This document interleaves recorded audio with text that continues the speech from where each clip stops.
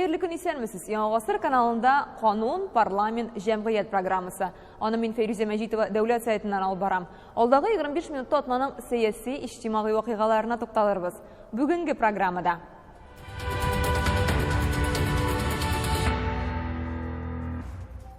Олар гаилә учагын саклаучы, күп балалы әниләр ана даны медаленә лаек булды.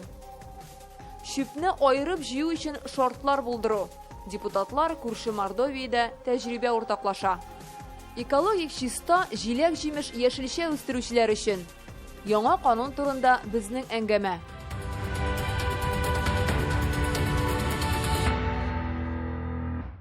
Сөйкемлеләр, нәфисләр, затлылар. Әниләр, эшмәкәрләр, иҗат кешеләре.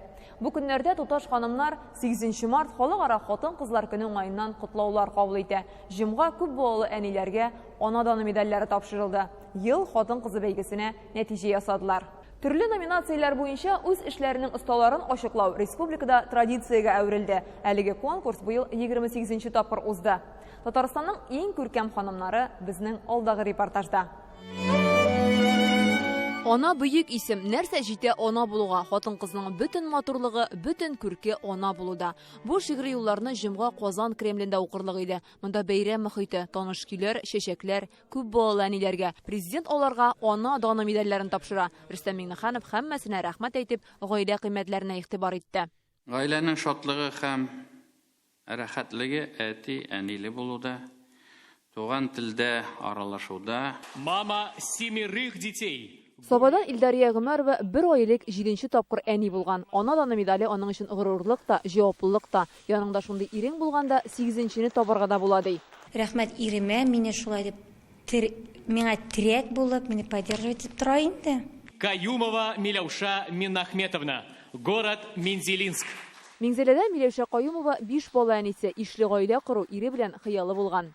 Балалар күп булуын теләдек без, шуның өчен гаиләбез зур, тату булсын дип. Ана даны медаленә Актаныштан 6 бала әнисе Гөлнара Әмирова да лаек булды. Беренчесен алып кайткач, икенчесен алып кайтасы килде, ансын алып кайткач, өченчесен кызлар булгач, 4-се дәрәттән кызлар булгач, 5-нчегә малай булар дип көтеп, малай алып кайтты инде. Икесе малай инде арттан. Һәр бала үз ризыгы белән туа ди күп балалы әниләр. Аларны нәрсә ошатырга, нәрсә киендерермен дип, андый уйлар уйда да юк. Барысы да Аллаһ Тәгалә кулында. Ул ризакландыра, ул киендерә. Нужно принимать с любовью детей, с радостью. Несмотря ни на что, несмотря на какие-то сегодняшние трудности, завтра, может быть, совсем будет по-другому. Бүген Казан Кремлендә 11 әнине хөрмәтләделәр. Алар үзләре республикада бала тәрбияләргә, туган телдә укытырга шартлар булдырган өчен президентка рәхмәт җиткерде. Хөрмәтле Рөстәм Нургалиевич, республикабызда алданлыгы, карашлы, зыялы, белемле, милләте өчен җаваплы, толерант, конкурентлыкка сәләтле, дини белемле һәм теле камил булган шәхес тәрбияләү өчен барлык шартлар да, мөмкинлекләр дә тудырылган. Бүген Татарстанда 40 меңнән артык күп балалы гаилә бар. Бу сан ел сайын арта. Киләсе елларда бүләкләнүчеләр тагын да күбәер дигән өмет бар. Зур концерт залында гүзәл затларына чәчәкләр белән каршыладылар. Ел хатын-кызы республика конкурсының финалын язның иң матур тантанасы диләр. Быел 26 җиңүче, мәдәният эшлеклеләре, эшмәкәрләр, галимнәр, авыл хуҗалыгы хезмәткәрләре, табиблар, шәфкать туташлары. Пандемия сәбәпле конкурс быел онлайн үткән. Хатын-кызларга үз эшен видеога төшереп тәкъдим итәргә туры килгән. Гаилә учагында саклый беләсез. Эштә дә, укуда да алда була беләсез. Шул вакытта үзегезнең матурлыгыгызны, үзегезнең нигезегезне саклап бергә ерләр белән дөнья куабыз. Әлфия Шайдуллина хатын-кыз ана номинациясында җиңүче. Ире белән бергә 15 бала тәрбиялиләр. Икесе үзләренеке, калганнарын тәрбиягә алганнар. Үзе 44 ел буе укытучы булып эшләгән. Кайбер бала әни дип әйтә алмый, әти дип әйтә алмый. Менә ул бер баланы бәхетле итү инде ул зур бәхет дип уйлыйм. Мария Боровинский лаеклы ялда да актив. Зәй районында пенсионерлар берләшмәсен җитәкли. 2017 елдан Пульс клубы башлыгы. Мәдәни һәм спорт чараларын үткәрүдә актив катнаша. Бу клубта волонтерлар отряды да оештырылган. Алар олы яшьтәге кешеләргә дә, балаларга да ярдәм итә. Помогает одиноким бабушкам, от этого бываю счастлива. Рада, что я могу принести пользу кому-то. Гөлгенә Фәләхова Саба районыннан авылга гашык 30 елдан артык сыер савучы булып эшли. 3 бала әнисе. Үз язмышым белән бик канәгать. Минем язмышымда Аллаһыма мең шөкер, әнием Йөрәм, балаларым бик зур. Йогынты ясыйлар. Минем үземне түгел, бу бөтен коллектив. Мин коллектив булмаса, кешеләр артта булмаса, мин бер үзем бер әйбер эшли алмыйм. Уважаемые дорогие мужчины, спасибо вам большое за ваш труд, за вашу любовь к нам, за ваше отношение к профессии. Бу конкурста ел иратында билгелиләр. Олы йөрәкле ир-егетләр сәхнәгә менде. Аларны хатын-кызлар үзләре ачыклаган. Быелгы карарыбыз бик гади булмады. Алайда мин уйлыйм, сез хупларсыз дип. Чөнки пандемия вакытында безнең бөтен сайлаган кешеләребез бер сферадан булып чыкты. Ул да булса сәламәтлек саклау. Сахшапка туташлар эшлиләр, табиблар эшлиләр. Без аларга һәрвакыт рәхмәтле. Быел конкурс 28-нче тапкыр үткәрелә. Пандемия чорына туры килсә дә, хатын-кызларның эшчәнлеге тулысынча бәяләнә. Алар бит сынатта торганнардан түгел, көчле дә, йомшак та, бәхетле дә була беләләр.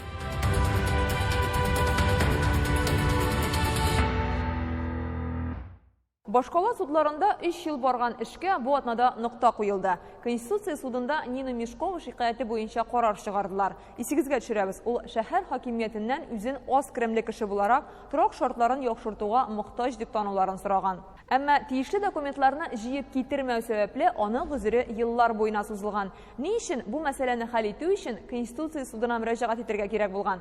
Чулпан Касыймова белеште. Поводом к рассмотрению дела явилась жалоба гражданки Мешковой. Нина Мешкова икенче төркем инвалид, катлаулы формадагы хроник авыруы бар. Сәламәтлек саклау министрлыгы буйрыгы нигезендә ул башкалар белән бер фатирда яши алмый. 2009 елда Казанның Мәскәү һәм Киров районнары хакимияте Нина ханымны торакка мохтаҗлар исемлегенә куя. Әмма законга үзгәрешләр кертелү сәбәпле торак бирелми кала. Тиешле документлар җитмәй. Бүген суд мондый белешмәләрне җыю мәҗбүри түгел дигән карар чыгарды. Предоставление государственных и муниципальных услуг. Дәүләт һәм муниципаль хезмәтләр күрсәтә торган органнар мөрәҗәгать итүчедән документлар җыю һәм мәгълүмат бирүне таләп итә алмый. Бу норматив актларда каралмаган һәм гражданнарның торак алу буенча чиратка басу мөмкинлеген шекли. Не доставал документы. Минем үги абыем турында һәм БТИдан белешмәләр җитмәйде. Хәзер алар кирәкми. Нина Мешкова Беломорская урамындагы коммуналь бүлмәдә теркәлгән. Шунда ук аның үги абыйсы да пропискада. Нинага фатир бирү өчен Казан башкарма комитеты абыйсының да милке турындагы документны сораган. Ә ул туганы белән элемтәгә чыга алмый. Далее это серьезный такой момент. Буларга өстәп БТИдан башка торагың булу-булмау турында белешмә дә сорала иде. Ә ул бик чыгымлы кәгазь. Мондый кешеләр өчен кыйммәткә төшә һәм аны ай саен яңартып торырга да кирәк. Суд бүгенге карары белән бик мөһим эшне хәл итте. Хәзер катлаулы хроник авырулары булган кешеләргә торак алу өчен гадиләштерелгән тәртип булдырыла. Башкарма комитет гамәлдәге нормаларга бүгеннән үзгәрешләр кертергә тиеш.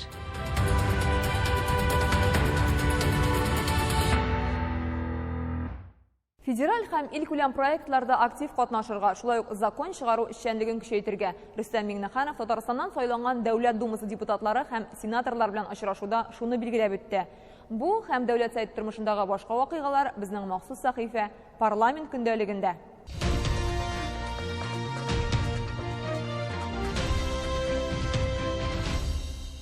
Рөстәм Миңнеханов Татарстаннан сайланган Дәүләт Думасы депутатлары һәм сенаторлар белән очрашты. Узган ел Думада республиканың дәүләт сайты тарафыннан кертелгән 17 закон проекты карала. Парламент башлыгы Фәрит Мөхәммәтшин профильле комитетларның уртак эшчәнлеген киңәйтү кирәклеген ассызыклады. Узган ел республика 28 дәүләт программасында һәм 50 федераль проектта катнаша. Быел исә туризм һәм кунакчылык индустриясе, эчке су транспорты дип аталган яңа проектлар эшли башлый. Аларга Татарстанда кушылырга җыена. Мы вместе с вами там на самом деле понемножку что-то там может и миллиард, даже миллион мы там получили, это тоже деньги. Все, что сюда идет, это хорошо. Это хорошо. Наверное, миллион платят постоянно в конце. А я считал, может быть, миллион долларов.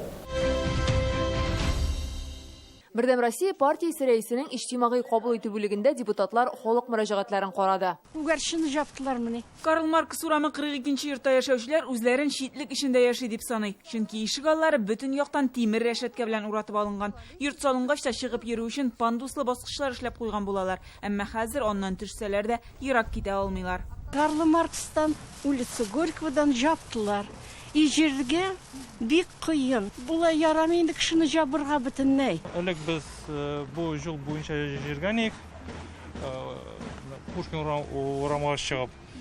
Хәзерне кіріп болмайында, шығып та болмай. Только один выход из двора. Бер генә чыгу юлы шушы тар баскыч, монда машиналар да кире алмый. Янгын сөндерү ашыгыч ярдәм машинасы да уза алмый бит бер хәл булса. Йортта яшәүчеләр бу проблеманы инде берничә ел дәвамында хәл итә алмый, төрле инстанцияләргә дә язалар, әмма тимер рәшәткәләр һаман да монда тора. Невозможно выйти ни с коляской, ни с чемоданом, ни с тяжелыми сумками. Бүген бу хакта яшәүчеләр телефон аша Бердәм Россия партиясе рәисенең иҗтимагый кабул итү бүлегенә хәбәр итте. Алар торак милекчеләр ширкәте хисабына йозаклы үз чыгу юлында булдырырга әзер. Бүген депутатлардан киңәш алдылар. Письмо – это бесконечное... Хатлар язып торсак, бу эш озакка сузылырга мөмкин. Ә менә сез яшәүчеләр җыелышында карар кабул итеп, аны башкарма комитетка илтеп тапшырасыз икән, департамент бу мәсьәләне үз контроленә алачак. Краснококшайский урамында яшәүчеләр дә зарлана, подъезддан чыгуга юл башлана, тротуарлары юк. Поток большой машин, и люди, и дети, то есть опасно. Мы этот вопрос детально изучим. Сезнең мәсьәләне җентекләп өйрәнәчәкбез. Безнең ишегалды программасына кирмәдек дип әйтәсез. Ничек кенә булмасын, йөрү куркынычсыз булсын өчен чара күрәчәкбез. Самые, наверное, сложные территории. Иң проблемалы территорияләр Казанда, шәһәр бер үк вакытта тарихи, тиз үсә, яңа районнары да бар, миллионлаган кеше яши. Башкалада яшәү дә, эшләү шартлары да уңайлы булырга тиеш. Инфраструктура буенча күп балалы гаиләләр дә борчыла, бирелгән җир участокларына озак вакыт газ үткәрелмәй, юл салынмый. 40 мең инде җир алда, чиратта 60 мең гаилә тора. Шул мәйданнарның 60%-на ут кертелгән, вакыта җәелгәннәре бар. Анда бит әле төзүмичә асфальт җәеп булмый. Катлаулы мәсьәлә. Инфраструктура республика өчен 45 миллиард сумга төшә. Ул төрле программалар ярдәмендә эшләнер. Ә аннан соң нәрсә? Гаилә нәрсә хисабына йорт торгыза? Реального выхода готового жилья очень мало. Бүгенгә бу җирләрдә йорт салучылар аз, участокларын сатучылар бар. Татарстан президенты җитәкләгән эшче төркемдә аерым категория гражданнарга торак мәсьәләсен махсус найм кулланып яки дәүләт торак фонды ярдәмендә хәл итү юллары карала. Язын ишек алдында су йөреп йөрибез дип зарланучылар да, ремонт сыйфатыннан канәгать булмаучылар да чыкты элемтәгә. Казан, Ярчалы, Нурлат, Яңа Шишмәдән. Халыкның гозерләрен бу атна дәвамында тыңлаячаклар. Казан үзәгендә Ленин һәйкәле апрель азагына төзекләндерелеп бетергә тиеш. Бу хакта Пәнҗешәмбе дәүләт сайтында КПР фракциясе уздырган матбугат очрашуында хәбәр иттеләр. Анда яшьләргә идеологик тәрбия бирү, тарихи мирасын саклау турында сүз барды. Дәүләт думасы депутаты КПР фракциясе әгъзасы Юрий Синельщиков та катнашты. Ул мәктәпләрнең, күллият техникумнарның да балаларны тәрбияләүне икенче планга куеп, белем бирү белән генә шикләнүенә, вузны гел бишлегә тәмамлап эш таба алмаучыларга карата борчуын белдерде. Яшьләр илебездә үзләрен кирәкле итеп хис итсеннәр иде. Табыш алырга гына түгел, аларның семьясы да булырга тиеш, квартира да булырга тиеш. Моны киенергә дә кирәк, театрга да барырга кирәк, чирлерләр дә, тереләргә дә кирәк, лекарство да кирәк. Бу атнада Казанның Киров районында берничә телдә тәрбия һәм белем бирүче балалар бакчасы ачылды. Аны ата-аналар белән берлектә мэр Илсур Медшин барып күрде. Мондагы заманча җиһазлар төрле телләрне җиңел үзләштерү мөмкинлеге бирә. Авторлык методикасына нигезләнеп эшләячәкләр. Балалар бакчасыннан нәниләр инглиз һәм татар телләрендә кимендә 500 сүз биреп чыгачак. Сабыйлар роботлар, мультфильмнар ясарга, чүп-чарны аерып җыярга да өйрәнәчәк. Ә менә холдагы экранда күренеп тора. Тора-бара ашарга пешерүчеләрнең ризык әзерләвен дә шуннан күзәтеп булачак. Балалар бакчасы 340 урынга исәпләнгән. Узган ел Казанда 10 бакча ачылган иде. Быел тагын 8 төзеләчәк. Эш пешмак. Эш пешмакны яратасызмы? Ә кем сезгә өйдә эш пешмак пешерә? Әни, афәрин, Карима сиңа? Тоже они. Тоже они? Сиңа да әни? Ярый. Сәламәт булыгыз, яме балалар? Рәхмәт итегез. Рәхмәт. Әни белән әтигә, биләр бабайларга дәүнәргә сәлам әйтегез. Ярыймы? Җомга депутатлар, министрлар Казанда 3 ел элек ачылган күп телдә белем бирүче Кембридж халыкара мәктәбен барып күрде. Монда татарча, русча, инглизчә, кытайча укыйлар. Укучылар арасында төрле милләт вәкилләре. Татар теле атнага 5 сәгать керәделәр. Гырыф-гадәтләр, традицияләрендә саклап калу өчен төрле чаралар уза. Милли бәйрәм, Сабан туй, казымәсе. Татарның бөек шәхесләренә багышланган кичәләр уза. Мәшһүр җырчы Әлфия Афзаловага багышланган почмак та бар монда. Аның оныклары да монда укый. Әлфия Афзалова китабының инглиз теленә тәрҗемәсе басылып чыккан. Мәктәптә басманы тәкъдим итү кичәсе узды. Сәхнәдә онытылмас җырлар яңгырады. Читтә яши торган милләттәшләребезгә инде инглиз телендә күбрәк сөйләшә торган һәм менә татар моңын шишле башы кайда икәнен җиткерү өчен бу игелекле китап булыр дип саныйм инде мин. Һәм шул вакытта менә әле дә бит биредә менә безнең 4 телдә балаларга белем бирәләр һәм шул очракта инглиз телендә татар моңын җиткерү өчен башка милләт халыкларны да минемчә бу бик матур аспап булыр. Бу атнада Татарстан дәүләт советы депутатлары Мордовиягә барып күршеләрнең шүп калдыкларын айырып җыюны оештыру тәҗрибәсен өйрәнде.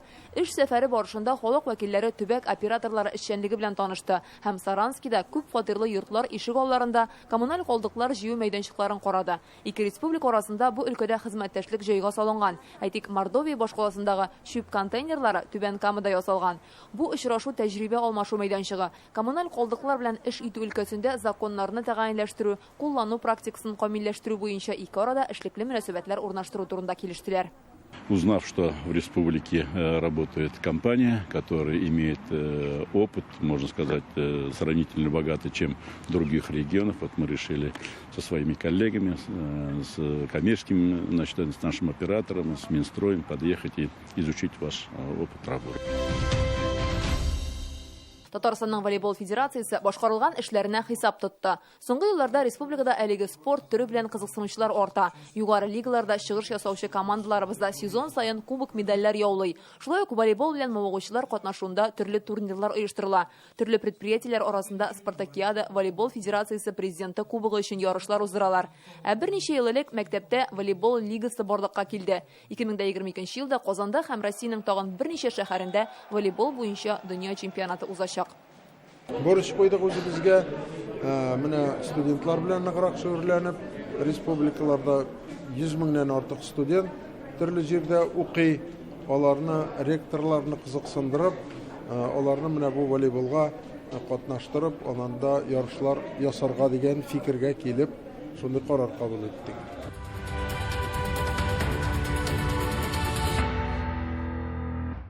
Соңгы сессияда депутатлар органик продукция җитештерүне үстерү турында канун проектын караган иде. Быелдан бу документ Россия буенча үз көченә керде. Ул яшелчә, җиләк-җимешне химик матдәләр кушмыйча гына үстерүне күздә тота. Бу эшмәкәрләргә нинди ярдәм каралган? Бу хакта без парламентның экология, табигатьне саклау, азык-төлек һәм агросәнәгать комитеты рәисе Азат Хамаев белән әңгәмә кырдык.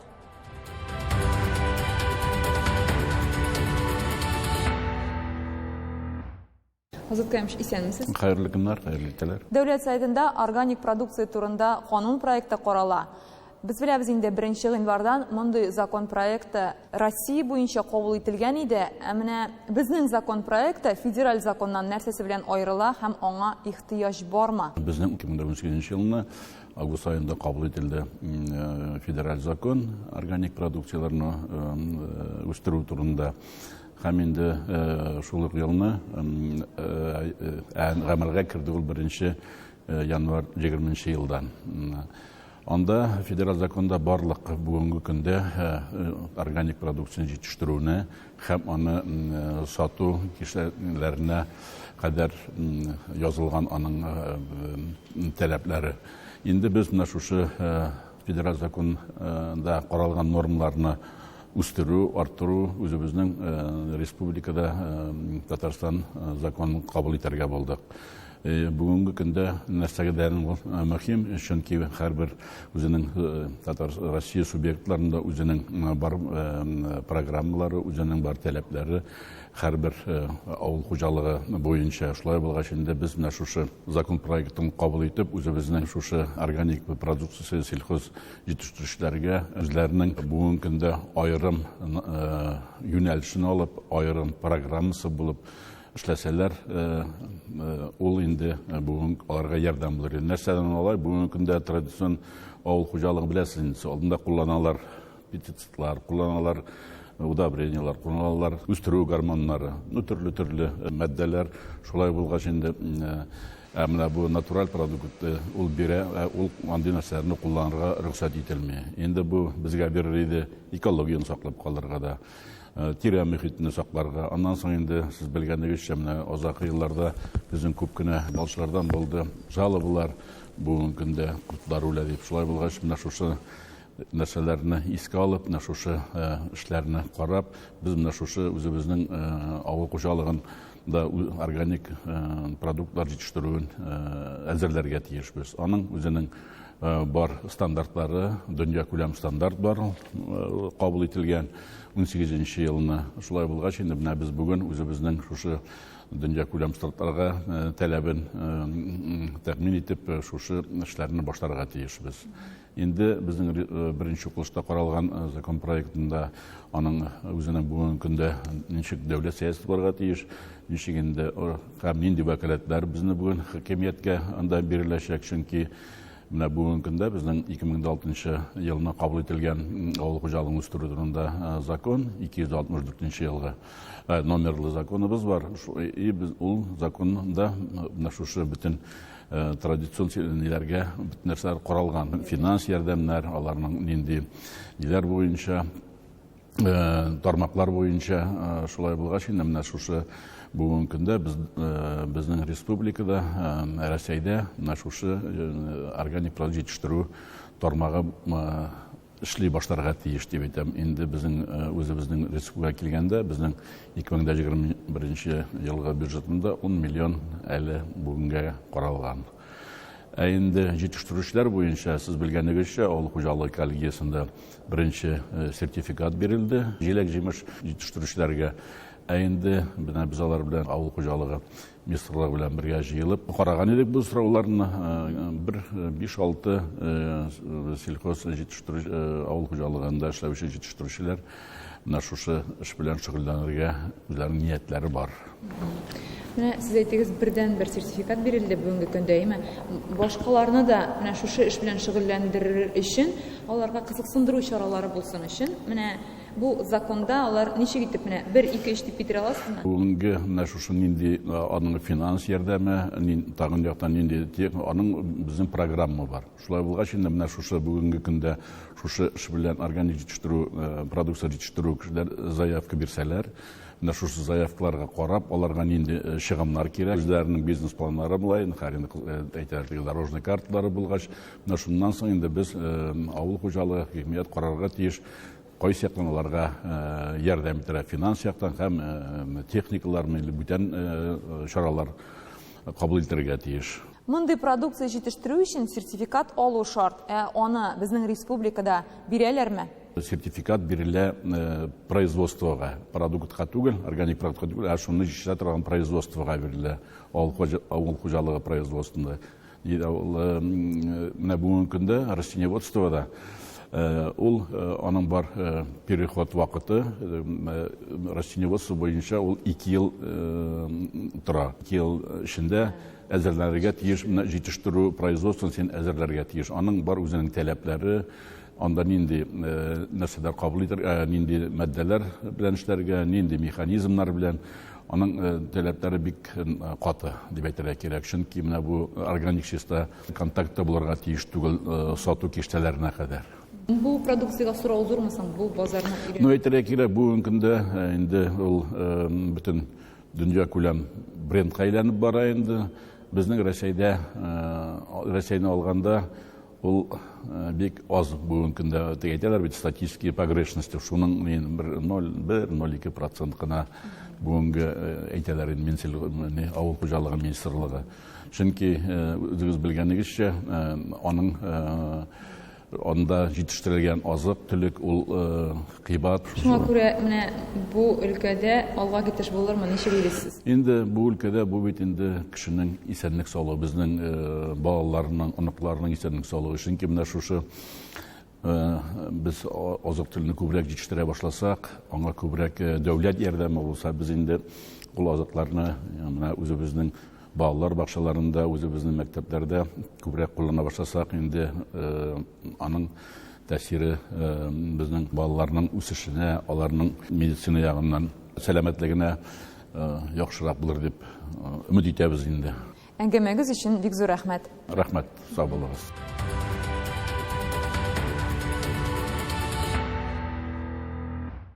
Бүгінгі менә шушылар, ихтибарыгыз өчен зур рәхмәт.